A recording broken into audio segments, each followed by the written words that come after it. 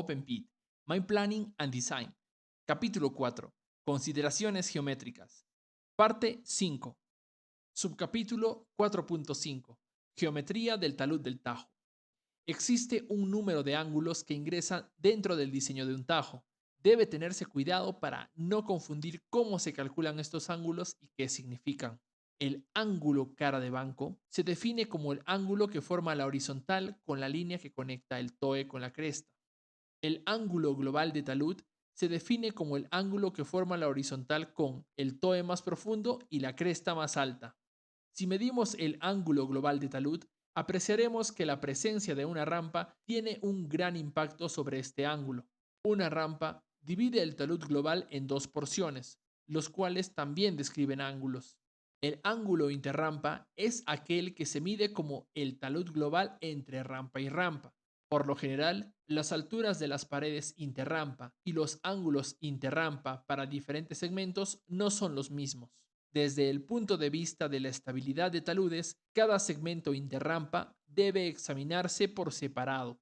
Al terminar el minado, se desea dejar el ángulo de talud final tan vertical como sea posible. Algunas banquetas de seguridad se reducirán en ancho, mientras otras se eliminarán por completo. Para las paredes finales, comúnmente se usa un ancho de banqueta de aproximadamente un tercio de la altura del banco.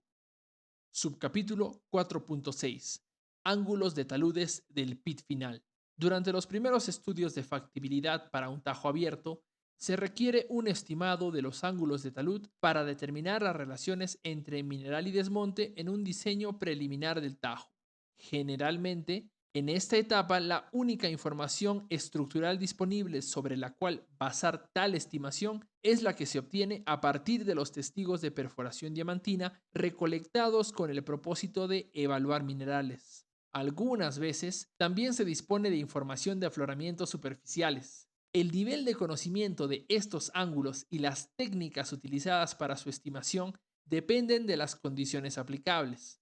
Las categorías de problemas en taludes se dividen en tres, las cuales son taludes no importantes, taludes promedio y taludes críticos. Durante la etapa de evaluación de los taludes promedios y críticos, se usa en cada zona de los límites del tajo el mejor ángulo de talud que sea seguro y más vertical. Debido a que la información es muy limitada, los ángulos están ajustados por un factor de contingencia.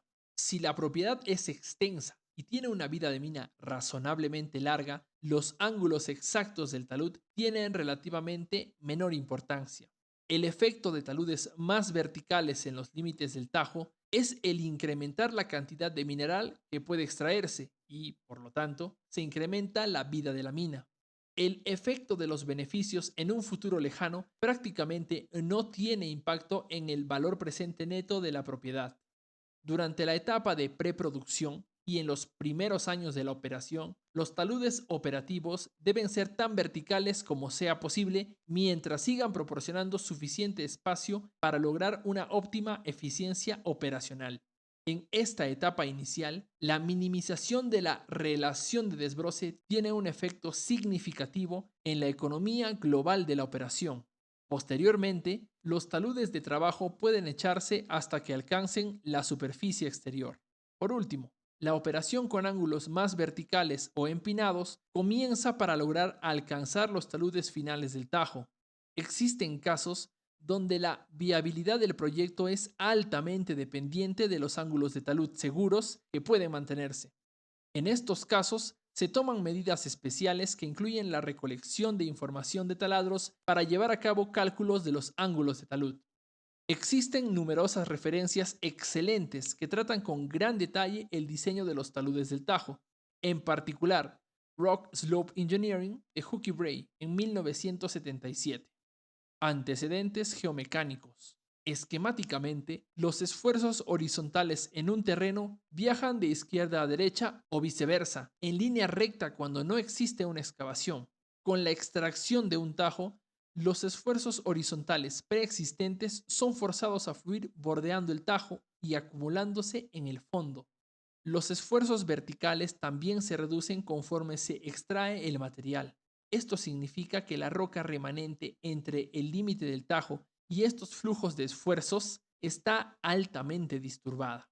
Como resultado de remover esfuerzos, se pueden aperturar fallas y grietas con una posterior reducción en las fuerzas de cohesión y fricción en las rocas que permanecen en el terreno. Además, el agua subterránea puede fluir más fácilmente a través de estas zonas, reduciendo la fuerza normal efectiva en las potenciales fallas planares. Conforme el Tajo se profundiza, la extensión de estas zonas disturbadas aumenta y las consecuencias de una falla se vuelven cada vez más severas. También aumentan las probabilidades de encontrarse con estructuras adversas como fallas, diques, zonas de debilitamiento, etc. Finalmente, con el incremento de la profundidad del Tajo, los tamaños relativos de los bloques estructurales individuales que forman el talud se vuelven pequeños en comparación con el volumen total involucrado. De esta manera, el mecanismo de falla podría cambiar de un tipo de control estructural a otro controlado por las características de una masa granular. Existen 4 tipos de fallas mayores que pueden ocurrir en un tajo abierto. 1. Falla circular. Ocurre en suelos, desmonte o roca altamente fracturada donde no se puede identificar un patrón estructural. 2. Falla planar. Ocurre en rocas con una estructura altamente ordenada como las pizarras. 3. Falla tipo cuña. Ocurre cuando se intersecan dos discontinuidades hacia la cara del banco. 4. Falla por volcamiento o toppling. Ocurre en roca dura que pueda formar estructuras columnares separadas por discontinuidades de volcamiento empinadas.